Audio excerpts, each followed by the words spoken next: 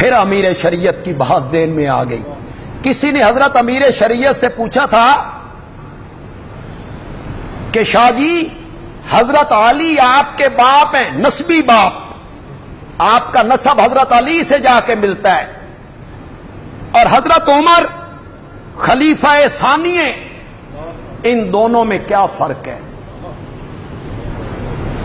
سوال کرنے والے کا ذہن یہ تھا کہ یہ جھکیں گے حضرت علی کی طرف. تے شاہ آندھی یہ کمزوری بھی ہے، ان میں تھوڑی سی یہ کمزوری ہے کہ رغبت اس طرف جاتی، بھی جھکیں گی حضرت علی کی طرف.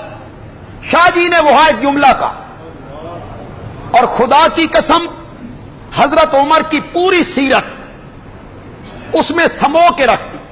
شاہ جی نے کہا حضرت علی میں اور حضرت عمر میں فرق یہ ہے کہ حضرت علی مرید محمد ہیں اور عمر جو ہے وہ مراد محمد ہے، وہ خود نہیں آیا.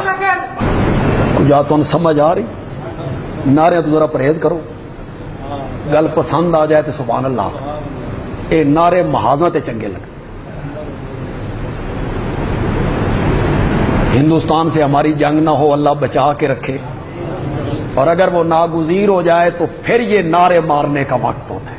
اللہ اکبر. سارے صحابہ مرید محمد ہیں، خود آئے، خود آئے. حضرت ابو بکر خود آئے، حضرت عثمان آپ آئے، حضرت علی خود آئے، طلحہ و زبیر خود آئے. عمر خود نہیں آیا. عمر کو میرے نبی نے مانگا تھا جھولیاں پھیلا پھیلا کے. کس سے؟ مولا اسلام کو عزت دینا چاہتا ہے نا، عمر دے دے. خطاب کا بیٹا عمر، کوئی ایسی خصوصیات تو اس بندے میں موجود ہیں